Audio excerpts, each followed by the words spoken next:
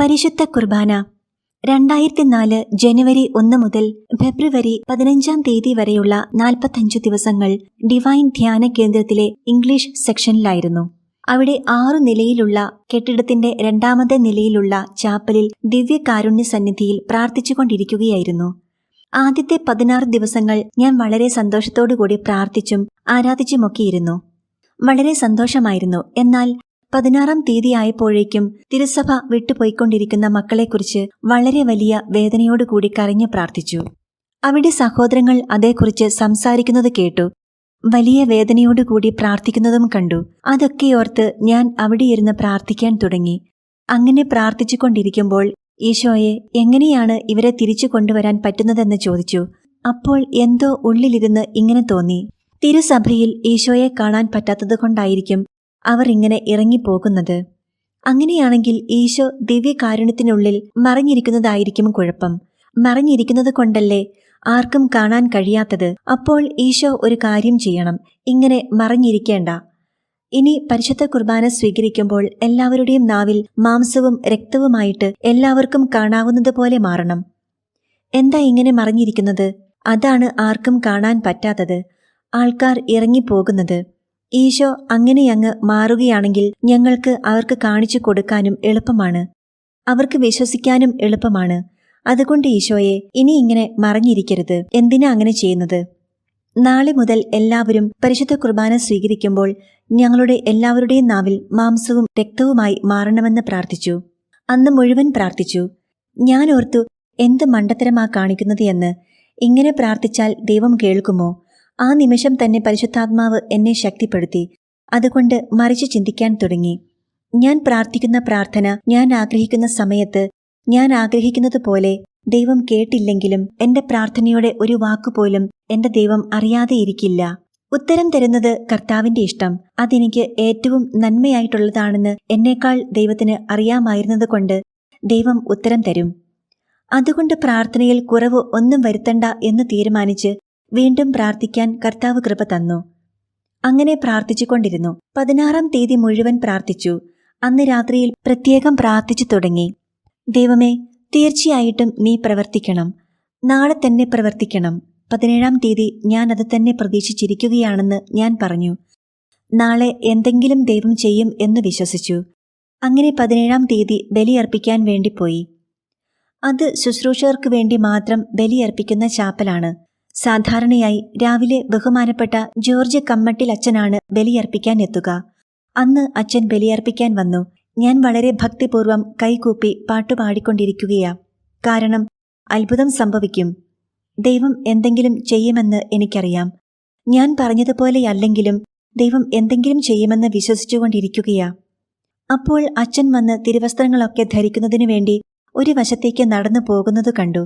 അപ്പോൾ ഞാൻ കുറച്ചുകൂടി ഭക്തിയോടെ പാട്ടുപാടിക്കൊണ്ടിരുന്നു. കണ്ണടച്ച് പാട്ട് പാടിക്കൊണ്ടിരുന്ന ഞാൻ പാട്ട് തീർന്നപ്പോഴാണ് കണ്ണു തുറന്നത്. കണ്ണു തുറന്നപ്പോൾ കാണുന്നത് ബലിയർപ്പിക്കാൻ വേണ്ടി ഈശോ വന്ന് നിൽക്കുകയാ. ബലിപീഠത്തോട് ചേർന്ന് വലിയ കരുണയോടുകൂടി നിന്നു.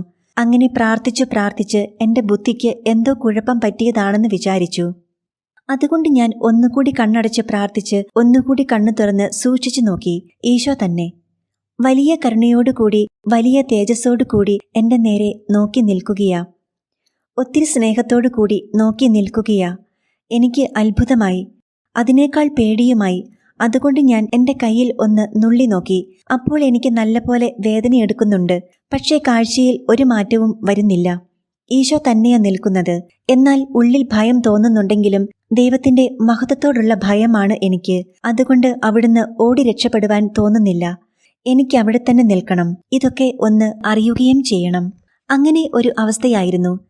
പിന്നെ ഞാൻ ചുറ്റും നോക്കി, മറ്റുള്ളവരുടെ അവസ്ഥ എങ്ങനെയാണെന്ന് അറിയാൻ വേണ്ടി. അവരെ നോക്കിക്കഴിഞ്ഞപ്പോൾ അവരാരും ഇതൊന്നും അറിയാത്തതുപോലെ സാധാരണ രീതിയിൽ നിൽക്കുകയാ. എന്നാൽ മറ്റൊരു കാര്യം സംഭവിച്ചു. ഞാൻ ആ ബലിയർപ്പിക്കാൻ വന്നു നിന്ന ചാപ്പലിൽ അല്ല ഇപ്പോൾ നിൽക്കുന്നത്. ഇപ്പോൾ നിൽക്കുന്നത് ഒരു വലിയ പള്ളിക്കുള്ളിലാണ്. അതിന്റെ അൾത്താര തന്നെ ഒരു വലിയ കത്തീഡ്രൽ പള്ളിയേക്കാൾ വലിയതാണ്. അത്ര വലിയ പള്ളിക്കകത്താ നിൽക്കുന്നത്. അതിന്റെ മൂലയ്ക്കായി 5-6 ശുശ്രൂഷകർ അവിടെ നിൽക്കുന്നുണ്ട്. അത്രയേ ഉള്ളൂ. ബാക്കി സ്ഥലം മുഴുവൻ വെറുതെ കിടക്കുക. അപ്പോൾ ഞാൻ പെട്ടെന്ന് നേരെ നോക്കിയപ്പോൾ കാണുന്നത് ആദ്യം ഉണ്ടായിരുന്ന ബലിപീഠം അവിടെയില്ല. പകരം കല്ലുകൾ കൊണ്ട് പണിത വലിയ ഒരു ബലിപീഠം. ഓരോ കല്ലും കൊത്തിയെടുത്തിരിക്കുകയാ. വളരെ വലുതാ ഓരോ കല്ലുകളും. അതെല്ലാം എണ്ണിയെടുക്കാം. അത് വെച്ചാണ് പണിതിരിക്കുന്നത്. ബലിപീഠം വളരെ വലിയതാണ്. അതിനടുത്താണ് ഈശോ ചാരി നിൽക്കുന്നത്. ഇത്രയും കണ്ടതുകൂടി എനിക്ക് പിന്നെ അവിടെ നിൽക്കാൻ പറ്റാത്ത അവസ്ഥയായി. ദൈവത്തിന്റെ മഹിമയുടെ പ്രതാപത്തിനു മുൻപിൽ എനിക്ക് നിവർന്നു നിൽക്കാൻ പറ്റിയില്ല. ഒരു ദൂതനെ കണ്ട മനുഷ്യൻ പോലും പറയുന്നത് ഞാൻ മരിച്ചവനെ പോലെ വീണുപോയി എന്നാണ്. അങ്ങനെയാണെങ്കിൽ പിന്നെ എനിക്കെങ്ങനെയാ ഈശോയുടെ സന്നിധിയിൽ നിൽക്കാൻ പറ്റുന്നത്? ഞാൻ വീഴാൻ തുടങ്ങിയപ്പോഴേക്കും എന്റെ കാവൽമാലാഖ വന്ന് എന്നെ താങ്ങി നിർത്തി. അതുകൊണ്ട് ഞാൻ നിവർന്നു നിന്നു. പക്ഷേ മരിച്ച ഒരാളെ നിവർത്തി നിർത്തിയതുപോലെ നിർത്തിയിരിക്കുകയാ. കണ്ണു തുറന്നാണ് ഇരിക്കുന്നത്. കണ്ണടയ്ക്കാൻ പറ്റുകയില്ല. കണ്ണു തുറന്ന് എല്ലാം കണ്ടുകൊണ്ടിരിക്കും. ഹൃദയത്തിന് എല്ലാം മനസ്സിലാവുകയും ചെയ്യും. സ്വരമായിട്ട് പറയുന്നത് എല്ലാം കേൾക്കുകയും ചെയ്യാം. പക്ഷേ എന്റെ കൈ അനക്കാനോ കാൽ അനക്കാനോ എന്റെ ഇഷ്ടത്തിനൊത്ത് ഇരിക്കാനോ എഴുന്നേൽക്കാനോ ചലിക്കാനോ ഒന്നും എനിക്ക് പറ്റുകയില്ല. അങ്ങനെ മരിച്ച ഒരാളെ എഴുന്നേൽപ്പിച്ച് നിർത്തിയിരിക്കുന്നത് പോലെ ഞാൻ അവിടെ തന്നെ നോക്കി നിന്നു. എല്ലാം കണ്ടുകൊണ്ട് നിൽക്കുകയാ. ഇതിനുശേഷം ഇത്രയും ആയി കഴിഞ്ഞപ്പോൾ കാണുന്നത് ബലിപീഠത്തിന്റെ ഇരുവശങ്ങളിലും 2 തിരി കത്തിച്ച് വെച്ചിട്ടുണ്ട്. നല്ല പൊക്കമുള്ള തിരികളാ കത്തിച്ചു വെച്ചിരിക്കുന്നത്. ഇതിലെ വലതുവശത്തുള്ള തിരിയുടെ അടുത്ത് തിരിയോട് ചേർന്ന് പരിശുദ്ധ അമ്മ നിൽക്കുകയാ. അമ്മയിലേക്ക് ഒരു പ്രകാശം വരുന്നത് ഞാൻ പലപ്പോഴും കണ്ടിട്ടുണ്ട്. പക്ഷേ അത് അങ്ങനെയല്ല. അമ്മയിൽ നിന്ന് തന്നെ ഒരു പ്രകാശം പുറത്തേക്ക് വരികയാ. ഈ പ്രകാശം കൊണ്ട് ആ കെട്ടിടം മുഴുവൻ നിറഞ്ഞു നിൽക്കുകയാ. അത്ര വലിയ പ്രകാശമാണ് അമ്മയിൽ നിന്ന് വരുന്നത്. അതു കഴിഞ്ഞപ്പോൾ കണ്ടത് 2 ദൂതന്മാർ സ്വർഗത്തിൽ നിന്ന് ഇറങ്ങി വരികയാ.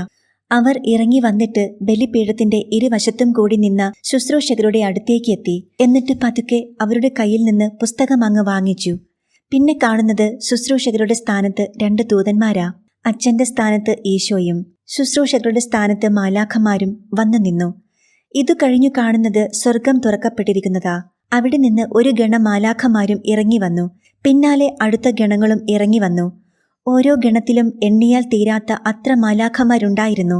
ഓരോ ഗണത്തെയും വസ്ത്രത്തിന്റെ നിറം കൊണ്ട് തിരിച്ചറിഞ്ഞു. അങ്ങനെ അവർ ഇറങ്ങി വന്നിട്ട് ആകാശത്തിൽ പ്രത്യേക വൃത്തത്തിൽ ഈശോയുടെ മുകളിലായിട്ട് വന്നു നിന്നു. അവരെന്നും വന്നു നിൽക്കുന്ന സ്ഥലം അവർക്ക് നല്ല നിശ്ചയമുള്ളതുപോലെ യാതൊരു തിക്കും തിരക്കുമില്ലാതെ കൃത്യമായി വളരെ ഭയഭക്തി ആദരവോടെ വന്നു നിന്നു. ആയിരക്കണക്കിന് അല്ല ലക്ഷക്കണക്കിന് മാലാഖമാരുണ്ട്. പക്ഷേ ഒരു തിരക്കുമില്ല. അങ്ങനെ അവർ മുഴുവൻ വന്നു നിന്നു കഴിഞ്ഞപ്പോൾ തിരുസഭ പേരെടുത്ത് വിളിച്ചിട്ടുള്ള വിശുദ്ധരും വാഴ്ത്തപ്പെട്ടവരുമായിട്ടുള്ള എല്ലാവരും ഇറങ്ങി വന്ന് അൾത്താരയിൽ നിന്നു. അവരും അവർക്കെന്നും ഒരു സ്ഥലം ഉറപ്പുള്ളതുപോലെ അവർ കൃത്യമായ ഒരു സ്ഥലത്താണ് എല്ലാവരും വന്നു നിൽക്കുന്നത്. അങ്ങനെ അവരും വലിയ ആദരവോടുകൂടി എല്ലാവരും വന്നു നിന്നതിനു ശേഷം ഈ നടുക്കുള്ള വഴിയിലൂടെ കുറച്ച് മനുഷ്യർ കരഞ്ഞുകൊണ്ട് വരാൻ തുടങ്ങി. അവരുടെ മുഖം എനിക്ക് തിരിച്ചറിയാൻ പറ്റിയില്ല. എന്നാൽ വലിയ ഉച്ചത്തിൽ ഇരുവശങ്ങളിലേക്കും കൈകൾ നീട്ടി അവർ വലിയ ഉച്ചത്തിൽ നിലവിളിക്കുന്നുണ്ടായിരുന്നു. ഉറക്കെ കരയുകയാണ് അവർ. ഇരുവശത്തും നോക്കിയിട്ട് ഈശോയുടെ നേരെ നോക്കുന്നില്ല. ഇതാരാ എന്ന് എനിക്കറിയത്തില്ല. അവർ എണ്ണമില്ലാത്ത വിധം പുറത്തേക്ക് നീണ്ടു കിടക്കുകയാ. അപ്പോൾ ഈശോ പറഞ്ഞു, മോളെ, ഇത് ശുദ്ധീകരണ സ്ഥലത്തെ ആത്മാക്കളാണ്. നീ എവിടെ ബലിയർപ്പിക്കാൻ പോയാലും നിന്റെ പ്രിയപ്പെട്ടവര് ഇവിടെ വന്ന് നിൽപ്പുണ്ട്. അതിൽ നിന്റെ മാതാപിതാക്കൾ, സഹോദരങ്ങൾ, പ്രിയപ്പെട്ടവർ, സ്നേഹിതർ ആര് മരിച്ചിട്ടുണ്ടെങ്കിലും നീ ബലിയർപ്പിക്കുന്നുണ്ടെന്ന് അറിഞ്ഞാൽ അവരവിടെ വരും. അവർക്കിനി ദൈവത്തോട് പ്രാർത്ഥിക്കാൻ പറ്റില്ല. അതുകൊണ്ട് നിന്റെ നേരെ കൈനീട്ടി അവര് വലിയ ഉച്ചത്തിൽ നിലവിളിച്ച് കരയുന്നുണ്ട്. നിന്റെ പ്രാർത്ഥന യാചിച്ചും കൊണ്ട് നിൽക്കുകയാ. പക്ഷേ നീ ആ മനുഷ്യനെ കണ്ടോ? അയാൾ ഇതൊന്നും അറിയുന്നില്ല. ഭിത്തിയിൽ ചാരി കയ്യും കെട്ടി നിൽക്കുകയാ. എപ്പോഴാ കുർബാന തീരുന്നതെന്ന് നോക്കി സ്വന്തം അമ്മയും സഹോദരരുമൊക്കെയാ ആ വഴിയിൽ വന്ന് നിൽക്കുന്നത്. മരിച്ചവർക്ക് വേണ്ടി ബലിയർപ്പിക്കാൻ പൈസ അച്ഛനെ ഏൽപ്പിച്ച് രസീതും എഴുതി വാങ്ങിപ്പോകും. പിന്നെ ആ വഴി വരികയില്ല. പക്ഷേ നീ ഒരിക്കലും അങ്ങനെ ചെയ്യരുത്. മരിച്ചവർക്ക് വേണ്ടി ബലിയർപ്പിക്കാൻ പോകുമ്പോൾ ലോകത്തെവിടെയാണെങ്കിലും പൈസ കൊടുത്തത് ഏതു പള്ളിയിലായാലും കുഴപ്പമില്ല. പക്ഷേ ലോകത്തെവിടെയെങ്കിലും ഒരു പള്ളിയില് നീ ബലി അർപ്പിച്ചിരിക്കണം അന്നത്തെ ദിവസം. എന്നിട്ട് അവർക്ക് വേണ്ടി പ്രാർത്ഥിക്കുമ്പോൾ അവർക്ക് വേണ്ടത്ര ആശ്വാസം കിട്ടും. അതുകൊണ്ട് ഈ കാര്യം മോള് ഒരിക്കലും മറന്നു പോകരുത്. ശുദ്ധീകരണ സ്ഥലത്തെ ആത്മാക്കൾക്ക് വേണ്ടി തിരുസഭ പറഞ്ഞിട്ടുള്ളതെല്ലാം ചെയ്ത് അവർക്ക് വേണ്ടി പ്രാർത്ഥിക്കണം. ഇനി ആരുമില്ലാത്തവർക്കും വേണ്ടിയും നിനക്ക് പ്രാർത്ഥിക്കാം. ആരും ഇല്ലാത്തവർക്ക് വേണ്ടി ബലിയർപ്പിക്കാൻ വേണ്ടി പൈസ കൊടുത്തേച്ച് അവർക്ക് മാത്രമങ്ങ് ബലിയർപ്പിക്കാൻ പോകണം. അങ്ങനെ വന്ന് അവർക്ക് വേണ്ടി ബലിയർപ്പിക്കുമ്പോൾ അവർക്ക് ആശ്വാസം ലഭിക്കും. ഇവരെ ഒരിക്കലും മറക്കരുത് കേട്ടോ. വീണ്ടും ഈശോ നിൽക്കുന്നതിന് തൊട്ടുമുകളിലായി പരിശുദ്ധാത്മാവിന്റെ പ്രകാശവും അതിനു മുകളിൽ പിതാവായ ദൈവവും കാണപ്പെട്ടു. അങ്ങനെ സ്വർഗം മുഴുവനും കൂടാതെ ശുദ്ധീകരണ സ്ഥലത്തെ മുഴുവൻ ആൾക്കാരും ആ വഴിയിൽ വന്നു നിന്നു. അതു കഴിഞ്ഞപ്പോൾ ഈശോ തന്നെ ബലി ആരംഭിച്ചു. ഈശോ തന്നെ കുർബാന തുടങ്ങി. പ്രസംഗത്തിന് സമയം ആയപ്പോൾ ഈശോ ചോദിച്ചു, മോളെ, ഞാൻ എന്തിനു വേണ്ടിയാ ഭൂമിയിൽ വന്നത്? കുറച്ച് മരിച്ചവരെ എഴുന്നേൽപ്പിക്കാൻ വേണ്ടിയാണോ വന്നത്? അല്ല, കുറച്ച് അത്ഭുതങ്ങളും അടയാളങ്ങളും ചെയ്യാനല്ല ഞാൻ വന്നത്. കുറച്ചു പേരെ മാമോദീസ മുക്കാനുമല്ല ഞാൻ വന്നത്. പിന്നെയോ, ഞാൻ വന്നത് ദൈവരാജ്യത്തെക്കുറിച്ച് പഠിപ്പിക്കാനാ. എന്റെ പിതാവിന്റെ രാജ്യത്തെക്കുറിച്ചും അവിടുത്തെ സ്നേഹത്തെക്കുറിച്ചും അവിടെ നിങ്ങൾക്കു വേണ്ടി ഒരുക്കിയിരിക്കുന്നതിനെക്കുറിച്ചും പഠിപ്പിക്കാനാ ഞാൻ വന്നത്. നിങ്ങളെ ഞാൻ ഏൽപ്പിച്ചതും അത് തന്നെയാണ്, പോയി ദൈവരാജ്യത്തെക്കുറിച്ച് പഠിപ്പിക്കാൻ. ഇത് നീ എപ്പോഴും ഓർത്തുകൊള്ളണം. ദൈവരാജ്യത്തെക്കുറിച്ച് പഠിപ്പിക്കുമ്പോൾ നീതിയും കരുണയും പങ്കുവയ്ക്കുന്ന സ്നേഹവും നിന്റെ ജീവിതത്തിൽ ഉണ്ടായിരിക്കണം. ഇത് മൂന്നും ഇല്ലെങ്കിൽ ഞാൻ ദൈവമാണെന്ന് ആരും അറിയില്ല. നീ പോയി പറയുമ്പോൾ നീതിയും കരുണയും പങ്കുവയ്ക്കുന്ന സ്നേഹവും നിനക്കില്ലെങ്കിൽ ഞാൻ ദൈവമാണെന്ന് ഒരു മനുഷ്യരും അറിയില്ല. അതുകൊണ്ട് ഈ മൂന്നും നിന്റെ ജീവിതത്തിൽ ഉണ്ടായിരിക്കുകയും ചെയ്യണം. നീ ഓർത്തുകൊള്ളണം, ഏതാനും നാണയത്തുട്ടുകൾ കൊടുത്ത് ദൈവരാജ്യം വിലയ്ക്ക് വാങ്ങിക്കാമെന്നോർത്ത് നീ ഇങ്ങോട്ട് പോരണ്ട. ധ്യാനത്തിനും തപസ്സിനും പ്രാർത്ഥനയ്ക്കും ഉപവാസത്തിനുമെല്ലാം പോകും. എന്തിനു വേണ്ടിയാ? ഇതിന്റെ എല്ലാം ഒടുവിൽ ഇതിന്റെ എല്ലാം ഫലമായിട്ട് ഉണ്ടാകേണ്ടത് എന്താണെന്നറിയാമോ? നിന്റെ മാനസാന്തരമാണ് ഉണ്ടാകേണ്ടത്. അപ്പോൾ ഈ കാര്യം നീ ഓർത്തുകൊള്ളണം. എല്ലാവിധ തിന്മകൾക്കും അടിമയായിരിക്കുകയാ എന്ന് കരുതുക. മദ്യപാനത്തിനും മയക്കുമരുന്നിനും ദ്രവ്യാഗ്രഹത്തിനും ജഡികാസക്തിക്കും അഹങ്കാരത്തിനും അസൂയയ്ക്കും അസ്വസ്ഥതയ്ക്കും സകല തിന്മകൾക്കും അടിമയായിരിക്കുമ്പോൾ ഒരു ധ്യാനം കൂടി 3 സ്വഭാവം മാറ്റി അങ്ങനെ 3 നാണയം കൊടുത്ത് സ്വർഗരാജ്യം സ്വന്തമാക്കാമെന്ന് നീ വിചാരിക്കേണ്ട. നിനക്കുള്ളതെല്ലാം വിറ്റെങ്കിൽ മാത്രമേ നിധി ഒളിഞ്ഞിരിക്കുന്ന വയൽ സ്വന്തമാക്കുവാൻ പറ്റുകയുള്ളൂ. 3 നാണയം കൊണ്ട് കിട്ടുന്ന സ്ഥലമല്ല ദൈവരാജ്യം. ഈ ഭൂമിയിൽ ദൈവരാജ്യം തിരയുന്നുണ്ടെന്നും നിനക്കുള്ളതെല്ലാം വിറ്റ് നീ ആ നിധി ഒളിഞ്ഞിരിക്കുന്ന വയൽ വാങ്ങിക്കാൻ ശ്രമിക്കുകയാണെന്ന് എനിക്ക് തോന്നിയാൽ ഞാനാണല്ലോ ആ വയലിന്റെ ഉടമസ്ഥൻ. അപ്പോൾ ഞാനത് നിനക്കു തരും. അല്ലാതെ വെറുതെ അധ്വാനിക്കാതെ നിനക്ക് ദൈവരാജ്യം സ്വന്തമാക്കുവാൻ സാധ്യമല്ല. അതുകൊണ്ട് നീ ഇങ്ങനെ കഷ്ടപ്പെടുന്നത് കാണുമ്പോൾ നിന്റെ അധ്വാനത്തിനനുസരിച്ച് നിനക്ക് ഞാൻ പ്രതിഫലം തരും. നീ വന്ന് ബലിയർപ്പിക്കുക. പിന്നീട് ഈ ബലിയിൽ എല്ലാവരും എഴുന്നേറ്റ് നിന്നു. ദൂതൻ എന്നെ എണീറ്റ് നിർത്തിയപ്പോൾ ഞാൻ എണീറ്റു നിന്നു. ഇരുത്തിയപ്പോൾ ഇരുന്നു. അപ്പോൾ ഞാൻ കണ്ടത് ഒരു സെക്കൻഡ് നേരത്തേക്ക് കണ്ണടച്ച് തുറക്കാൻ പറ്റി. ഈശോ കാഴ്ച വസ്തുക്കൾ ഒരുക്കാൻ ഒരു സ്ഥലത്തേക്ക് മാറി. ഒരു സെക്കൻഡ് സമയത്തേക്ക് കണ്ണടച്ചു തുറന്നു. അപ്പോൾ പെട്ടെന്ന് കാണുന്നത് ബലിപീഠത്തിൽ എടുത്തു വച്ചിരിക്കുന്ന കുറച്ച് സാധനങ്ങളാണ്. കണ്ണാടി ചില്ലുകൊണ്ടുള്ള ഒരു വലിയ കാസ. ചില്ലു ഗ്ലാസ് ആയതുകൊണ്ട് അകവും പുറവും കാണാം. 2 കൈകൊണ്ട് പിടിച്ചു പൊക്കണം. അത്രയും വലിയ കാസായാണ്. അതുപോലെ തന്നെയുള്ള ഒരു പീലാസ. അതിനടുത്ത് ഒരു ബേസിനിൽ കുറച്ച് വെള്ളം.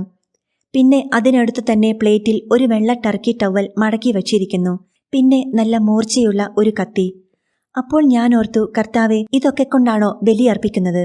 അപ്പവും വീഞ്ഞുമില്ലാതെ ഈശോ എങ്ങനെയാ ബലിയർപ്പിക്കുന്നത്? അങ്ങനെയൊക്കെ വിചാരിച്ച് സാധനങ്ങളെല്ലാം കണ്ട് കുറച്ചുനേരം അതിൽ നോക്കി നിന്നു. അതെല്ലാം കണ്ടിട്ട് പിന്നെ നോക്കുമ്പോൾ കാണുന്നത് ഈശോ അവിടെയില്ല. ഇപ്പോൾ കമ്മിറ്റിലച്ചൻ അവിടെ ബലിയർപ്പിക്കാൻ വന്നിട്ടുണ്ട്. ഇപ്പോൾ ഈശോ ധരിച്ചിരുന്നത് പോലെ പഴയ നിയമത്തിലെ പുരോഹിതനെ പോലെ മനോഹരമായ വസ്ത്രവുമൊക്കെയാണ് കമ്മിറ്റിലച്ചൻ ധരിച്ചിരിക്കുന്നത്. അച്ഛനെ ഞാൻ മിക്കവാറും കാണാറുള്ളതാണ്. പക്ഷേ എനിക്ക് പ്രത്യേകിച്ച് പേടിയൊന്നും തോന്നിയിരുന്നില്ല. പക്ഷേ ഈ സമയത്ത് അച്ഛനെ കണ്ടപ്പോൾ അദ്ദേഹത്തിന്റെ മുഖത്തേക്ക് നോക്കാൻ പോലും പറ്റാത്തത്ര വലിയ തേജസ് നിറഞ്ഞവനായിരുന്നു. അത്രമാത്രം മഹത്വത്തോടു കൂടിയാണ് അച്ഛൻ അവിടെ നിൽക്കുന്നതെന്ന് എനിക്ക് മനസ്സിലായി. എങ്കിലും ഞാൻ ഓർത്തു, അച്ഛനാണെങ്കിൽ അപ്പവും വീഞ്ഞുമില്ലാതെ ബലിയർപ്പണം നടക്കുകയില്ല. ആ ശുശ്രൂഷകരാണെങ്കിൽ ഒന്നും കൊണ്ടുപോയി കൊടുക്കുന്നുമില്ല. ഈ സാധനങ്ങളൊന്നും കാണുന്നുമില്ല. അപ്പോൾ ഇനി എന്താ സംഭവിക്കാൻ പോവുക എന്ന് നോക്കി നിൽക്കുമ്പോൾ പെട്ടെന്ന് ഒരു ക്രൂശിത രൂപം ബലിപീഠത്തിന്റെ മധ്യത്തിലേക്ക് ഇറങ്ങി വരികയാണ്. ക്രൂശിൽ കാണുന്ന ഈശോ എല്ലാ തിരുമുറിവുകളോടും കൂടി പിടയുകയാണ്. തിരുമുറിവുകൾ തുറന്ന് തിരുരക്തം പുറത്തേക്ക് ഒഴുകി. അപ്പോൾ അച്ഛൻ ആ കാസയെടുത്ത് കുരിശിന്റെ അടിയിൽ പിടിച്ചു. കുരിശ് അല്പം പൊങ്ങിയാണ് നിൽക്കുന്നത്. അപ്പോൾ തിരുരക്തം വീണ് കാസ നിറഞ്ഞു. ചില്ലുകൊണ്ടുള്ള കാസ ആയതുകൊണ്ട് എനിക്ക് നന്നായി കാണാം. ദൂരെ നിന്നാലും എനിക്കു കാണാം. കാസ നിറഞ്ഞു നിറഞ്ഞു വന്നു. ഏറ്റവും ഒടുവിൽ 5-6 തുള്ളി വെള്ളവും കൂടി വീണു. കാസ നല്ലതുപോലെ നിറഞ്ഞപ്പോൾ അത് ബലിപീഠത്തിലേക്ക് വച്ചു. എന്നിട്ട് വീണ്ടും ഈശോയുടെ രൂപത്തിനു നേരെ അച്ഛൻ കൈ കൊണ്ടു ചെന്നു. അച്ഛന്റെ കൈയുടെ ഉടുപ്പൊക്കെ അല്പം ഇറക്കി വച്ച് ഹൃദയത്തിലെ മുറിവിനുള്ളിലൂടെ കൈ അല്പം അകത്തേക്ക് ഇട്ടു. എന്നിട്ട് ഈശോയുടെ ഹൃദയം മാത്രം അവിടെ നിന്നും പറിച്ചെടുത്തു. എന്നിട്ട് പീലാസയ്ക്കുള്ളിലേക്ക് വച്ചു. അപ്പോൾ അച്ഛന്റെ കൈ നിറയെ ഈശോയുടെ തിരുരക്തമായി. അത് ആ ബേസിനിലെ വെള്ളത്തിൽ നല്ലതുപോലെ കഴുകി ആ ടർക്കി കൊണ്ട് നല്ലതുപോലെ തുടച്ചിട്ട് പിന്നെയും വന്നു നിന്നു. ഇപ്പോഴാ ഞാൻ കണ്ടത് ക്രൂശിത രൂപം മാറിപ്പോയി. പാത്രത്തിൽ എടുത്തുവെച്ച ഈശോയുടെ ഹൃദയം ജീവനോടെ തുടിച്ചുകൊണ്ടിരിക്കുന്നു. അങ്ങനെ ഒരു ഹൃദയം ജീവനോടെ പാത്രത്തിലിരിക്കുന്നു. തന്നെത്താനെ ഇരുന്ന് തുടിക്കുന്നത് കണ്ടതോടുകൂടി എന്റെ പകുതി ജീവൻ പോയതുപോലെയായി. എനിക്ക് പിന്നെ അങ്ങോട്ട് നോക്കണമെന്ന് പോലും തോന്നിയില്ല. പക്ഷേ എനിക്ക് നോക്കാതിരിക്കാൻ പറ്റുകേല. കാരണം എന്റെ കണ്ണ് തുറന്നേയിരിക്കുകയുള്ളൂ. കാരണം ഞാൻ ആഗ്രഹിക്കുന്ന വശത്തേക്ക് തലയൊന്നും ചെരിക്കാൻ പറ്റില്ല. അച്ഛൻ ബലി തുടർന്നു. കൂദാശ വചനം ചൊല്ലുന്ന സമയമായപ്പോൾ ഈ ഹൃദയം എടുത്തുയർത്തിയിട്ട് പറഞ്ഞു, ഇതെന്റെ ശരീരമാകുന്നു. കാസ എടുത്തുയർത്തിയിട്ട് പറഞ്ഞു, ഇതെന്റെ രക്തമാകുന്നു. കർത്താവിന്റെ അഭിഷേക പ്രാർത്ഥനയുടെ സമയമായപ്പോൾ അഗ്നി എവിടുന്നാ വന്നതെന്ന് എനിക്കറിയില്ല. മുകളിൽ നിന്നാണോ താഴെ നിന്നാണോ എന്ന് എനിക്ക് മനസ്സിലായില്ല. ഞാൻ തീക്കുള്ളിൽ നിൽക്കുകയാണെന്ന് മാത്രം മനസ്സിലായി. അത് കുറച്ചു സമയത്തേക്ക് മാത്രമേ ഉണ്ടായിരുന്നുള്ളൂ. അത് കഴിഞ്ഞപ്പോൾ അത് മാറിപ്പോയി. വീണ്ടും ബലിവസ്തുക്കൾ വിഭജിക്കുന്ന സമയമായപ്പോൾ അച്ഛൻ ആ കത്തിയെടുത്ത് ജീവനുള്ള ആ ഈശോയുടെ ഹൃദയം നടുവേ പിളർന്നു. അപ്പോഴും തുടിച്ചുകൊണ്ടിരിക്കുന്ന ഹൃദയം മുറിച്ചപ്പോഴും ആ ഹൃദയം തുടിച്ചുകൊണ്ടിരിക്കുകയാ. എന്റെ ഉണ്ടായിരുന്ന ജീവനും കൂടി പോയി. എനിക്കൊന്നും കാണണ്ട എന്ന് എന്റെ ഉള്ളിൽ കരഞ്ഞ് ഈശോയോട് പറയുന്നുണ്ട്. ബന്ധന പ്രാർത്ഥനയൊക്കെ ചെയ്യുന്നുണ്ട്. എങ്ങനെയെങ്കിലും ഇതൊന്ന് മാറിപ്പോകാൻ വേണ്ടി. പക്ഷേ ഒന്നും മാറിപ്പോകുന്നില്ല. എന്തെല്ലാം ഉണ്ടെങ്കിലും ഇതെല്ലാം കണ്ടുകൊണ്ട് തന്നെ ഇരിക്കുക. ഈശോയുടെ ഹൃദയം മുഴുവൻ ചെറിയ ചെറിയ കഷ്ണമാക്കി പാത്രം നിറയെ മുറിച്ചു വച്ചു. ആ ജീവനുള്ള ഹൃദയം ഇങ്ങനെ മുറിക്കുന്നത് കണ്ടപ്പോൾ എനിക്ക് സഹിക്കാൻ പറ്റിയില്ല. ഞാൻ കരയുന്നുമുണ്ട്, സ്വരം പുറത്തു വരുന്നില്ലെങ്കിലും. അങ്ങനെ ഹൃദയം മുഴുവൻ മുറിച്ചു കഴിഞ്ഞപ്പോൾ കത്തി നിറയെ തിരുരക്തമായി. അതും ആ ബേസിനിലെ വെള്ളത്തിൽ കഴുകി. എന്നിട്ട് തുടച്ച് അവിടെ എടുത്തു വെച്ചു. എന്നിട്ട് വീണ്ടും വന്നു നിന്നു. അപ്പോഴാണ് ഞാൻ കണ്ടത്, മുറിച്ചു വച്ചിരിക്കുന്ന ഈശോയുടെ ഹൃദയം മുഴുവനും ഓരോ കഷണവും ഓരോ മുഴുവൻ ഹൃദയവുമായി മാറിയിരിക്കുന്നു. ചെറിയ ചെറിയ ഹൃദയങ്ങൾ പാത്രം നിറയെ. കുറേയേറെ ഹൃദയങ്ങൾ ഒരുമിച്ചിരുന്ന് തുടിക്കുകയാണ്. അത് കണ്ടയുടനെ ഞാൻ പറഞ്ഞു, എന്റെ കർത്താവേ, ഇനി ഞാൻ കുർബാന സ്വീകരിക്കില്ല. ജീവനുള്ള ഒരു ഹൃദയം കണ്ടുകൊണ്ട് എനിക്കത് സ്വീകരിക്കാൻ പറ്റുമോ? അതുകൊണ്ട് ഞാൻ ഇനി കുർബാന സ്വീകരിക്കില്ല. എന്നോട് ക്ഷമിക്കണം. ഞാൻ അവിടെ തന്നെ നിന്നു. എല്ലാവരും കുർബാന സ്വീകരിക്കാൻ പോയപ്പോൾ ഞാൻ അവിടെ നിന്നു. അപ്പോൾ എന്റെ കാവൽ മാലാഖ എന്നെ പറഞ്ഞു വിട്ടു, ചെല്ലാൻ പറഞ്ഞ്. അതിന്റെ ശക്തിയിൽ ഞാൻ മുന്നോട്ട് നടന്നു വന്നു. അപ്പോൾ ഞാൻ ഓർത്തു, അടുത്തു വരുമ്പോൾ മാറുമായിരിക്കും, എനിക്ക് തോന്നുന്നതായിരിക്കും എന്നോർത്തു. എന്നാൽ അടുത്തു വരുമ്പോഴും മാറ്റമൊന്നും വരുന്നില്ല. അപ്പോൾ ഞാൻ ഓർത്തു, സക്രാരിയിൽ നിന്ന് എടുത്തു വച്ചിരിക്കുന്ന ഓസ്തിയുണ്ടല്ലോ, അത് കുഴപ്പമില്ലായിരിക്കുമെന്ന്. തൊട്ടടുത്ത് ചെന്നപ്പോൾ അതും ആ പാത്രം നിറയെ ജീവനുള്ള ഹൃദയമിരുന്ന് തുടിക്കുകയാ.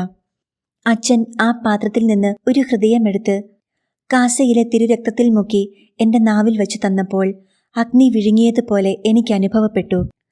തീക്കട്ട ഇറങ്ങിപ്പോകുന്നത് പോലെയാ അനുഭവപ്പെട്ടത്. കത്തി എരിഞ്ഞുകൊണ്ട് ഇറങ്ങിപ്പോകുന്നത് എനിക്കറിയാമായിരുന്നു. തീ വിഴുങ്ങിയതുപോലെ. ഞാൻ ഒരു തരത്തിൽ തിരിച്ചു വന്ന് ഞാൻ ഇരുന്ന സ്ഥലത്ത് കമിഴ്ന്നു വീണ് കിടന്നു. എഴുന്നേറ്റില്ല. പിന്നെ കുർബാന തീർന്നുവെന്ന് പ്രാർത്ഥന കേട്ടപ്പോൾ എനിക്ക് മനസ്സിലായി. അതു കഴിഞ്ഞ് ഞാൻ എഴുന്നേറ്റ് തല ഉയർത്തി നോക്കിയപ്പോൾ ഞാൻ കാണുന്നത് ആരാധനയ്ക്ക് എഴുന്നള്ളിച്ചു വച്ചിരിക്കുകയാ ദിവ്യകാരുണ്യം. ഒരു വലിയ തിരുഹൃദയം എടുത്തു വച്ചിട്ടുണ്ട്. ആ ഹൃദയം ജീവനോടെ തുടിക്കുകയാ. അരളിക്കായ്ക്കുള്ളിൽ നിന്നും തിരുരക്തം പുറത്തേക്ക് ഒഴുകി ബലിപീഠത്തിൽ തുണിയെല്ലാം നനഞ്ഞു കിടക്കുകയാ. പിന്നെ എനിക്ക് കാണണമെന്ന് തോന്നിയില്ല. പെട്ടെന്ന് തന്നെ ഞാൻ ഒരു തരത്തിൽ പുറത്തിറങ്ങി. എന്നിട്ട് മേലെ 6-ാം നിലയിൽ കയറിപ്പോയി. അവിടെയും ഒരു ചാപ്പലുണ്ട്. അവിടെ പോയിരുന്ന് പ്രാർത്ഥിക്കാൻ തീരുമാനിച്ചു. അവിടെ ചെന്നപ്പോൾ അവിടെയും ഇതേപോലെ തന്നെയൊരു ഹൃദയം എടുത്തു വച്ചിരിക്കുകയാ. പിന്നെ അവിടുന്നിറങ്ങി താഴെ 2-ാം നിലയിൽ തന്നെ വന്നു. വീണ്ടും പ്രാർത്ഥിച്ചുകൊണ്ടിരുന്നു. ഈ സമയത്ത് ഞാൻ ഓർത്തു, ഞാൻ അറിയാതെ പ്രാർത്ഥിച്ചു പോയതാ കഴിഞ്ഞ ദിവസം. ആ കാര്യമെല്ലാം ഞാൻ തിരിച്ചെടുത്തിരിക്കുന്നു. ഇനി ഒരിക്കലും ഞാൻ അങ്ങനെ പ്രാർത്ഥിക്കുകയില്ല. നീ അങ്ങനെ മറഞ്ഞിരുന്നാൽ തന്നെ മതി. നീ നേരെ വരികയൊന്നും വേണ്ട. ഞങ്ങൾക്ക് കാണുകയും വേണ്ട. ആർക്കും കാണിച്ചും കൊടുക്കേണ്ട. ഈശോയെ, മറിഞ്ഞു തന്നെ ഇരുന്നാൽ മതി, കാണുകയൊന്നും വേണ്ട കേട്ടോ, എനിക്ക് സഹിക്കാൻ പറ്റുകേല എന്ന് പറഞ്ഞു. അന്ന് മുഴുവൻ ഇരുന്ന് പ്രാർത്ഥിച്ച് രാത്രിയിൽ ഞാൻ ക്ഷമയൊക്കെ പറഞ്ഞു. എന്നിട്ട് ഞാൻ പോന്നു. ഇനി കുഴപ്പമൊന്നും ഉണ്ടാവില്ല എന്ന് ഞാൻ ഓർത്തു. എന്നിട്ട് 18-ാം തീയതി രാവിലെ ബലിയർപ്പിക്കാൻ പോകുമ്പോൾ അച്ഛൻ വന്ന് തിരുവസ്ത്രങ്ങൾ ധരിക്കുന്നതുവരെ ഒരു കുഴപ്പവുമില്ല. അത് കഴിഞ്ഞപ്പോൾ എല്ലാം പിന്നെ പഴയതുപോലെ തന്നെയായി. എന്നാൽ പുറത്തിറങ്ങിക്കഴിയുമ്പോൾ എനിക്ക് ഒരു കുഴപ്പവുമില്ല. എല്ലാവരോടും വർത്തമാനം പറയുകയും ചിരിക്കുകയും ചോദിക്കുന്ന കാര്യങ്ങൾക്ക് മറുപടി പറയുകയുമൊക്കെ ചെയ്യുന്നുണ്ട്. ആരും അറിയുന്നു പോലുമില്ല എനിക്ക് ഇങ്ങനെയൊരു വിഷമമുള്ള കാര്യം. എന്നാൽ എനിക്ക് ഭയം തോന്നുന്നുണ്ടെങ്കിലും ഇവിടുന്ന് ഓടി രക്ഷപ്പെടാനുള്ള ഒരു പേടിയല്ല എനിക്ക് തോന്നുന്നത്. ഇതൊക്കെ മനസ്സിലാക്കാൻ പറ്റാത്ത പേടിയേ തോന്നുന്നുള്ളൂ. കർത്താവ് സംസാരിക്കുകയാണ്, എനിക്ക് മനസ്സിലാകുന്നില്ല എന്ന പേടിയാണ് ഉള്ളിൽ. അതിനുള്ള യോഗ്യതയില്ല, അർഹതയില്ല, അങ്ങനെയൊക്കെയുള്ള പേടിയാണ് ഉള്ളിൽ തോന്നുന്നത്. ഇത് എന്താണ് ഞാൻ കാണുന്നത്? ദൈവം തന്നെയാണോ ഇത് കാണിക്കുന്നത്? അങ്ങനെയൊക്കെ ഓർത്തിട്ടുള്ള പേടിയാ. കാണുന്ന കാര്യങ്ങളെക്കുറിച്ചുള്ള പേടിയല്ല എനിക്ക്. അന്നും തലേ ദിവസത്തെ പോലെ എല്ലാം ആവർത്തിച്ചു. പരിശുദ്ധ കുർബാന സ്വീകരണം കഴിഞ്ഞപ്പോൾ ഞാൻ ഈശോയോട് പറഞ്ഞു, കർത്താവെ, ഇനി എനിക്ക് പറ്റുകയില്ല കുർബാന സ്വീകരിക്കാൻ. നാളെ ഒരു ദിവസം കൂടി ഞാൻ ബലിയർപ്പിക്കാൻ വരും. ഇങ്ങനെ കുർബാന സ്വീകരിച്ചാൽ ഞാൻ മരിച്ചു പോകും. അതുകൊണ്ട് നാളെ ഞാൻ അവസാനത്തെ ബലിയർപ്പിക്കാൻ വരും. അന്നും കൂടി ഒരു മാറ്റവും വരുന്നില്ലെങ്കിൽ പിന്നെ എന്നെ നീ പ്രതീക്ഷിക്കേണ്ട. കാരണം എന്നെ കുറ്റപ്പെടുത്തുകയും ചെയ്യരുത്. അപ്പോൾ ഞാൻ ഓർത്തു, ഞാൻ ഒരിക്കലും ബലിയർപ്പിക്കാൻ വരരുതെന്ന് ഈശോ ഒരിക്കലും ആഗ്രഹിക്കുകയില്ലല്ലോ. അപ്പോൾ ഈ അവസ്ഥ എടുത്തു മാറ്റിക്കൊള്ളുമെന്ന ഓർത്തത്. എന്നിട്ട് പിറ്റേ ദിവസം ഞാൻ ബലിയർപ്പിക്കാൻ പോയി. സന്തോഷത്തോടു കൂടി നിൽക്കുക. പക്ഷേ അച്ഛൻ വന്ന് തിരുവസ്ത്രങ്ങൾ അണിഞ്ഞപ്പോൾ തൊട്ട് എല്ലാ കാര്യങ്ങളും പഴയതുപോലെ തന്നെയായി. അന്ന് കുർബാന സ്വീകരണം കഴിഞ്ഞ് തിരിച്ച് പുറകുവശത്തു കൂടി പോകാൻ പറ്റിയില്ല. പകുതി വഴിയെത്തിയപ്പോൾ ഞാൻ അവിടെ വീണു കിടന്നു. കുറച്ചു നേരം കഴിഞ്ഞപ്പോൾ വലിയ ഒരു സ്വരം കേട്ടു. ഞാൻ തല ഉയർത്തി നോക്കി. അപ്പോൾ ഞാൻ കാണുന്നത് സക്രാരി തുറന്ന് തിരുഹൃദയ രൂപത്തിലെ ഈശോ അൾത്താരയിൽ നിന്നും ഇറങ്ങി വരികയാ എന്റെ നേരെ. ഞാൻ ചാടി എഴുന്നേറ്റ് നിന്നു. എന്താ ചെയ്യേണ്ടതെന്ന് എനിക്ക് മനസ്സിലായില്ല. ആരാധിക്കണോ, സ്തുതിക്കണോ, മഹത്വപ്പെടുത്തണോ, നന്ദി പറയണോ ഒന്നും അറിയില്ല. അങ്ങനെ എഴുന്നേറ്റ് നിന്നപ്പോഴേക്കും ഈശോ എന്റെ തൊട്ടടുത്തെത്തി. എന്റെ ഹൃദയത്തോട് ഈശോ ചേർന്ന് നിന്നപ്പോൾ ഈശോയുടെ ഹൃദയം തുറന്ന് എന്റെ ഹൃദയം ഈശോയുടെ ഹൃദയത്തിനുള്ളിലായി. വീണ്ടും ഈശോ ചേർന്ന് നിന്നപ്പോൾ എന്റെ ശരീരം മുഴുവൻ ഈശോയുടെ ശരീരത്തിനുള്ളിലായി. 2 സെക്കൻഡ് അതുപോലെ നിന്നു. അതു കഴിഞ്ഞ് അതുപോലെ തന്നെ ഈശോ പുറത്തേക്കിറങ്ങി വന്നു. സക്രാരിക്കുള്ളിൽ പ്രവേശിച്ച് വാതിലുമടഞ്ഞു. ഞാൻ അതുപോലെ തന്നെ അവിടെ വീണു കിടന്നു. അപ്പോൾ ഞാൻ ഒരു സ്വരം കേട്ടു, എന്റെ മോളെ, പരിശുദ്ധ കുർബാന സ്വീകരിക്കുമ്പോൾ നീ എന്നെ സ്വീകരിക്കുകയെന്നല്ലേ പറയുന്നത്? പക്ഷേ അതിന് എത്രയോ മുമ്പ് തന്നെ നിന്നെ ഞാൻ സ്വീകരിച്ചിട്ടാ ഇങ്ങോട്ട് ഇറങ്ങി വന്നത് തന്നെ. നീ എന്നെ സ്നേഹിക്കുന്നുവെന്നല്ലേ പറയുന്നത്? എന്നാൽ എത്രയോ കോടിക്കണക്കിന് ഇരട്ടി ഞാൻ നിന്നെ സ്നേഹിച്ചിട്ടാ നിന്റെ അടുത്തേക്ക് വരുന്നത്. എത്രമാത്രമാണ് ഞാൻ നിന്നെ സ്നേഹിക്കുന്നത്! ഞാൻ നിന്നെ മുഴുവൻ എന്റെ ഉള്ളിലാക്കിയിട്ട് എന്റെ സ്വന്തമാക്കിയിട്ടാണ് ഞാൻ നിന്റെ അടുത്തേക്ക് ഇറങ്ങി വരുന്നത്. അത്രമാത്രം ഞാൻ നിന്നെ സ്നേഹിക്കുന്നു. മുഴുവനായി ഞാൻ നിന്നെ സ്നേഹിക്കുന്നു. ഈ കാര്യം നീ ഓർത്തുകൊള്ളണം. വേണമെങ്കിൽ എനിക്ക് മാംസവും രക്തവുമായിട്ട് മാറുന്നതിന് വിഷമമൊന്നുമില്ല. എന്നാൽ ഒരു തിരുവോസ്തിക്കുള്ളിൽ ഞാൻ അനേകം തരികളിലാണ് അടങ്ങിയിരിക്കുക. അനേകം തരികൾ അടങ്ങിയതാണ് ഒരു തിരുവോസ്തി. അതിലെ ഓരോ തരിയിലും ഞാൻ മുഴുവനുമുണ്ട്. ഇങ്ങനെ ഏറ്റവും നേർമയേറിയ തരികളായി മാറി അതിനുള്ളിൽ മുഴുവനായി ഞാൻ മറിഞ്ഞിരിക്കുന്നത് എന്താണെന്നറിയാമോ? നിന്റെ നാവിൽ വന്നാൽ ഉടനെ തന്നെ എനിക്ക് അലിയാമല്ലോ. ഉടനെ തന്നെ എനിക്ക് നിന്റെ ശരീരത്തിൽ മുഴുവൻ വരാമല്ലോ. ദഹിക്കാനൊന്നും നേരമെടുക്കണ്ടല്ലോ. പെട്ടെന്ന് നിന്നെ എനിക്ക് സ്വന്തമാക്കാം.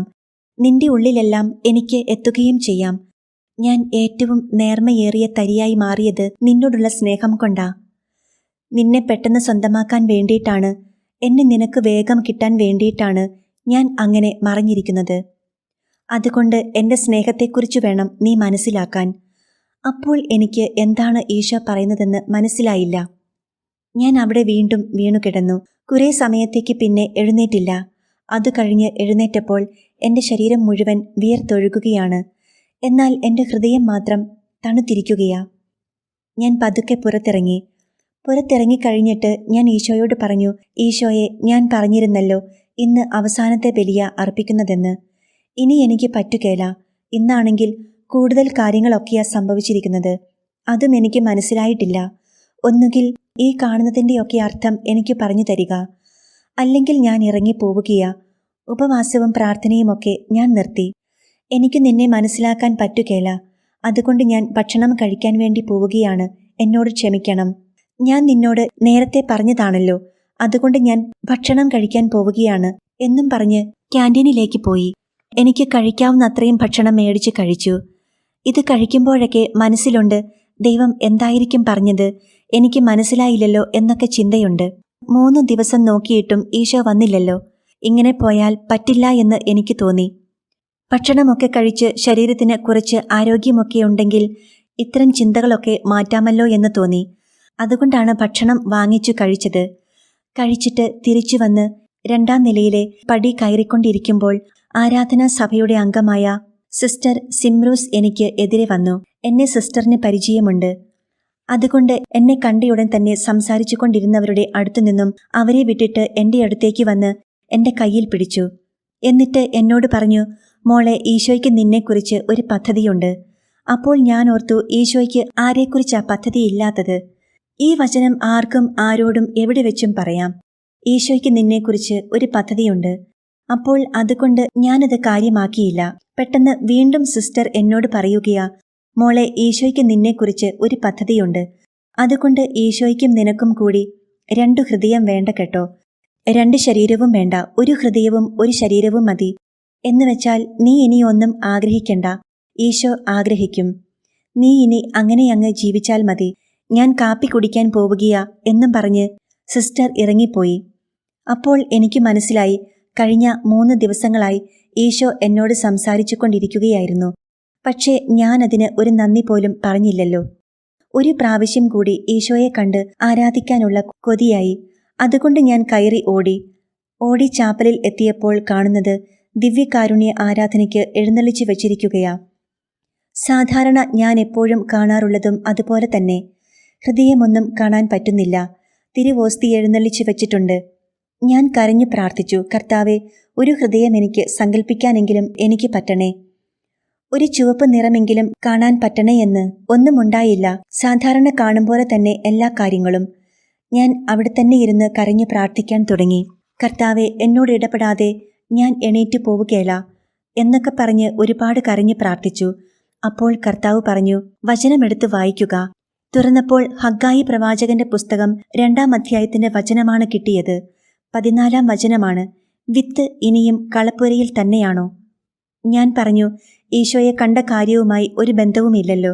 ബന്ധമുണ്ട്. ഈശോ പറഞ്ഞു, നിന്റെ ജീവിതത്തിലെ നല്ല ആഗ്രഹങ്ങളൊക്കെ വിത്തുകളാണ്. ഞാൻ നല്ല വിതക്കാരനാണെന്ന് നിനക്കറിയത്തില്ലേ? അതുകൊണ്ട് ഈ ആഗ്രഹങ്ങളെല്ലാം എന്നെ ഏൽപ്പിക്കുക. ഈ ആഗ്രഹങ്ങളാകുന്ന വിത്തുകളെല്ലാം നിന്റെ ഹൃദയമാകുന്ന കളപ്പുരയിൽ സൂക്ഷിച്ചു വച്ചാൽ അതിന് ഒരു ഫലവും ഉണ്ടാവുകയില്ല. അതുകൊണ്ട് വിതക്കാരനായ എന്നെ ഏൽപ്പിക്കണം. എന്നാൽ വിശ്വസിച്ച് എന്നെ ഏൽപ്പിക്കുമ്പോൾ ഞാൻ തീർച്ചയായിട്ടും ആ സ്ഥലത്ത് കൃഷി ഇറക്കും. പക്ഷേ ആദ്യത്തെ പ്രവൃത്തി നിനക്കും എനിക്കും വേദനയുണ്ടാക്കുന്നതാ. കാരണം നിനക്കിങ്ങനെ തറഞ്ഞുകിടക്കാനാ ഇഷ്ടം. ഇപ്പോഴത്തെ ഈ ജീവിതവും സാഹചര്യങ്ങളുമൊക്കെയാണ് ഇഷ്ടം. മാറാനൊന്നും നിനക്കിഷ്ടമില്ല. പക്ഷേ നീ നിന്റെ ജീവിതം എന്നെ ഏൽപ്പിച്ചതുകൊണ്ട് ഞാൻ നിന്റെ കാര്യത്തിൽ ശ്രദ്ധാലുവായിരിക്കും. അതുകൊണ്ട് ഞാൻ നീയാകുന്ന ഭൂമി കുത്തിയിളക്കി പൊടിക്കും. എന്നിട്ട് ഞാൻ വയലാക്കും. അതു കഴിഞ്ഞിട്ട് വെള്ളമിറക്കി ചെളിയെല്ലാം ചവിട്ടി നിരത്തി നല്ല പോലെ വയലൊരുക്കും. അപ്പോൾ നിനക്കും വേദനയെടുക്കും. നിനക്ക് മാറാൻ ഇഷ്ടമില്ലല്ലോ. പക്ഷേ ഞാൻ നിന്നെ ബലമായി മാറ്റുമ്പോൾ നിനക്ക് വേദനയെടുക്കും. അതുകൊണ്ട് എനിക്കും വേദനയെടുക്കും.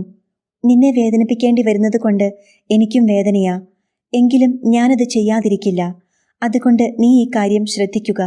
എൻ്റെ കൂടെ വിതയ്ക്കുകയും എൻ്റെ കൂടെ കൊയ്യുകയും ചെയ്യുക. ഒരു പദ്ധതി നീ ഇടുമ്പോൾ ആദ്യം നീ പ്രാർത്ഥിച്ച് പരിശുദ്ധാത്മാവിന് വേണ്ടി കാത്തിരിക്കുക. എന്നിട്ട് കാത്തിരുന്നതിന് ശേഷമേ ആ കാര്യം ചെയ്യാവൂ. എൻ്റെ കൂടെ മാത്രമേ ഇറങ്ങിപ്പോകാവൂ. നീ തന്നെ ഒന്നും ചെയ്യാൻ പോകരുത്. കഴിഞ്ഞ ദിവസം നീ എന്നോട് ചോദിച്ചില്ലേ, എന്തുകൊണ്ടാ ഞാൻ ദിവ്യകാരുണ്യത്തിൽ മറിഞ്ഞിരിക്കുന്നതെന്ന്? അതിനു മുൻപ് നീ ഒരു കാര്യം അറിയണം. എൻ്റെ എളിമ കൊണ്ടാണോ എൻ്റെ സ്നേഹം കൊണ്ടാണോ ഞാൻ പുൽക്കൂട്ടിൽ പിറന്നത്? എൻ്റെ എളിമ കൊണ്ടാണെന്നാ നീ പറയുന്നത്. പക്ഷേ എൻ്റെ സ്നേഹത്തിൻ്റെ ആഴം കൊണ്ടാണെന്നും കൂടി നീ മനസ്സിലാക്കണം. എളിമ കൊണ്ട് മാത്രമാണെങ്കിൽ എനിക്ക് ആ വഴിയിൽ എവിടെയെങ്കിലും കിടന്നാൽ മതിയായിരുന്നു. ഞാൻ കാലിത്തൊഴുത്ത് തേടി വന്നതാ. ഒരു മറയെങ്കിലും ഉണ്ടല്ലോ തൊഴുത്തിന്. അല്ലെങ്കിൽ എനിക്ക് ഏതെങ്കിലും വഴിയിലോ മരുഭൂമിയിലോ എവിടെയെങ്കിലും പോയാൽ മതിയായിരുന്നു. കാലിത്തൊഴുത്ത് ഞാൻ തേടി വന്നതാ. കാരണമുണ്ട്. ഒരു മനുഷ്യൻ ഏറ്റവും വൃത്തികെട്ടവനായി തീരുമ്പോൾ നീ പറയും അവനൊരു മൃഗമാ. അവനൊരു മൃഗത്തെ പോലെയാണെന്ന്. തൊഴുത്ത് കന്നുകാലികൾ വസിക്കുന്ന ഇടമാ. മൃഗങ്ങൾ വസിക്കുന്നിടം ഞാൻ തേടി വന്നു. ഏറ്റവും പാപിയായ ഒരു മനുഷ്യൻ പോലും എന്നിൽ നിന്നകന്നിരിക്കുന്നത് എനിക്ക് സഹിക്കാൻ പറ്റുകേല. സങ്കീർത്തനം 73:21 മുതലുള്ള വചനങ്ങൾ നീ ഓർക്കുക. എന്റെ ആത്മാവിൽ കയ്പു നിറഞ്ഞപ്പോൾ, എന്റെ ഹൃദയത്തിന് മുറിവേറ്റപ്പോൾ ഞാൻ മൂഢനും അജ്ഞനുമായിരുന്നു. അങ്ങയുടെ മുൻപിൽ ഞാനൊരു മൃഗത്തെപ്പോലെയായിരുന്നു. എന്നിട്ടും ഞാൻ നിരന്തരം അങ്ങയോടു കൂടെയാണ്. നീ മൃഗത്തെപ്പോലെ വൃത്തികെട്ടവളായിരിക്കുമ്പോഴും നീ നിരന്തരം എന്നോടു കൂടെയായിരിക്കണം.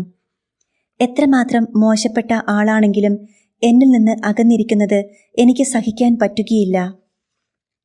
എത്ര പാപിയായിക്കൊള്ളട്ടെ, എന്റെ കൂടെ ഇരുന്നാൽ മതി. എന്നിൽ നിന്ന് അകന്നു പോയാൽ എനിക്ക് സഹിക്കാൻ പറ്റുകേല. അവിടുന്ന് എന്റെ വലത്തുകൈ ഗ്രഹിച്ചിരിക്കുന്നു. മൃഗത്തെപ്പോലെ ആയിരിക്കുമ്പോൾ പോലും കർത്താവിന്റെ വലത്തുകൈയിൽ പിടിച്ചിരിക്കുക. പിന്നീട് അവിടുന്ന് ഉപദേശം തന്ന് എന്നെ നയിക്കും. നീ എന്റെ കൂടെ മാത്രം നടക്കുക. എന്നിൽ നിന്ന് നീ അകന്നിരിക്കുന്നത് എനിക്ക് സഹിക്കാൻ പറ്റുകയില്ല. അങ്ങനെ മൃഗങ്ങൾ വസിക്കുന്നിടത്തേക്ക് ഞാൻ വന്നു. ഇനി പുൽത്തൊട്ടി തീറ്റയിടുന്ന സ്ഥലമാ. അവിടെ തന്നെ ഞാൻ വന്നു കിടന്നത് എന്തിനാണെന്നറിയാമോ? എന്നെ നിങ്ങൾക്ക് തിന്നാനുള്ളതാണെന്ന് കാണിക്കാനാണ് ഞാൻ ആ പുൽത്തൊട്ടിയിൽ തന്നെ വന്നു കിടന്നത്. ഇത്രയും പ്രായവും പക്വതയുമൊക്കെ ആയിട്ടും എന്നെ ജീവനോടെ കണ്ടപ്പോൾ നീ എന്താ പറഞ്ഞത്? ഇനി ഒരിക്കലും ബലിയർപ്പിക്കാൻ വരുകയില്ല എന്ന്. അങ്ങനെയാണെങ്കിൽ ഒരു കൊച്ചുകുഞ്ഞ് എങ്ങനെ എന്നെ സ്വീകരിക്കും? ആദ്യ കുർബാന സ്വീകരിക്കുമ്പോൾ എന്നെ എങ്ങനെ സ്വീകരിക്കും ഒരു കുഞ്ഞ്? എൻ്റെ മോളെ, ഏറ്റവും വലിയ പാപിക്കും ഏറ്റവും ചെറിയ കുഞ്ഞിനും ഒരുപോലെ സ്വീകരിക്കപ്പെടാനല്ലേ ദിവ്യകാരുണ്യത്തിനുള്ളിൽ ഞാൻ മറഞ്ഞിരിക്കുന്നത്. അല്ലാതെ അതെനിക്ക് അസാധ്യമായതുകൊണ്ടല്ല. എനിക്കത് സാധ്യമാകുമെന്നുള്ളതിന് എത്രയോ തവണ ഞാൻ തെളിവ് നൽകിയിട്ടുണ്ട്, അടയാളം നൽകിയിട്ടുണ്ട്. ഇന്നും നിങ്ങളത് സൂക്ഷിച്ചു വച്ചിട്ടുണ്ടല്ലോ. ഞാൻ സകല മനുഷ്യരുടെയും ദൈവമായ കർത്താവല്ലേ? എനിക്ക് അസാധ്യമായി എന്തെങ്കിലുമുണ്ടോ? അപ്പോൾ നീ വിശ്വസിക്കുക, ഞാനതിൽ മറഞ്ഞിരിക്കുന്നത് നിനക്കു വേണ്ടിയാ. ഏറ്റവും വലിയ പാപിക്കും ഏറ്റവും ചെറിയ കുഞ്ഞിനും ഒരുപോലെ സ്വീകരിക്കപ്പെടാൻ വേണ്ടിയാ. അല്ലാതെ അസാധ്യമായതുകൊണ്ടാണെന്ന് വിചാരിക്കരുത്. വിശ്വാസത്തോടു കൂടി പ്രാർത്ഥനയിലായിരിക്കുക. ഞാൻ നിന്നോട് പിന്നീട് സംസാരിച്ചു കൊള്ളാം. 19-ാം തീയതി മുഴുവൻ നന്ദി പറഞ്ഞ് പ്രാർത്ഥിച്ചുകൊണ്ട് ചാപ്പലിൽ തന്നെയിരുന്നു. എനിക്ക് ഒത്തിരി സന്തോഷമായി. അന്ന് രാത്രിയിൽ ഈശോയ്ക്ക് പ്രത്യേകം നന്ദി പറഞ്ഞ് പ്രാർത്ഥിച്ചു. അതിനുശേഷം 20-ാം തീയതി ഞാൻ ബലിയർപ്പിക്കാൻ പോയി. 20-ാം തീയതി സാധാരണ പോലെ തന്നെ ബലി. അച്ഛൻ തന്നെ നിന്ന് ബലിയർപ്പിക്കുകയാണ്. എന്നാൽ എനിക്ക് കൂടുതൽ ഭക്തി അനുഭവപ്പെട്ടിരുന്നു. എല്ലാം കഴിഞ്ഞ ദിവസങ്ങളിൽ കണ്ട കാര്യങ്ങൾ ഓർത്തുകൊണ്ട് നല്ല സന്തോഷത്തോടു കൂടി ബലിയർപ്പിച്ചു. അങ്ങനെ ബലിയർപ്പണം കഴിഞ്ഞ് കുർബാന സ്വീകരിച്ചു കഴിഞ്ഞ് അവിടെ നിൽക്കുമ്പോൾ ഞാൻ ഈശോയോട് ഇങ്ങനെ പറഞ്ഞു: എൻ്റെ ഈശോയെ, ഇന്നൊരു നല്ല ബലി അർപ്പിക്കാൻ കഴിഞ്ഞതിൽ ഈശോയ്ക്ക് നന്ദി പറയുന്നു. നല്ല ബലി എന്നതുകൊണ്ട് ഞാൻ ഉദ്ദേശിച്ചത് പല വിചാരം കുറഞ്ഞ ബലിയാണെങ്കിൽ നല്ല ബലിയാണ്. അന്ന് എനിക്ക് പല വിചാരം കുറവായിരുന്നു. ഈ കാര്യങ്ങളൊക്കെ ഓർത്തുകൊണ്ട് ഈശോയ്ക്ക് നന്ദി പറഞ്ഞ ഉടൻ തന്നെ ഈശോ എൻ്റെ മുൻപിൽ ഇറങ്ങി വന്നു. ഞാൻ തറയിൽ ഇരിക്കുവാണ്. ഈശോ അവിടെ വന്നിരുന്നു. വളരെ മനോഹരമായി ഈശോ കുറേ നേരം ചിരിച്ചു. ആദ്യമായിട്ടാണ് അത്രയും മനോഹരമായി അത്രയും നേരം ഈശോ ചിരിക്കുന്നത് ഞാൻ കാണുന്നത്. അത് പരിശുദ്ധ കുർബാനയെക്കുറിച്ച് പറയാൻ വന്നപ്പോഴാണ്. ഈശോ ചിരിക്കുന്നത് കണ്ടപ്പോൾ എനിക്കും സന്തോഷമായി. ഞാനും ചിരിച്ചു.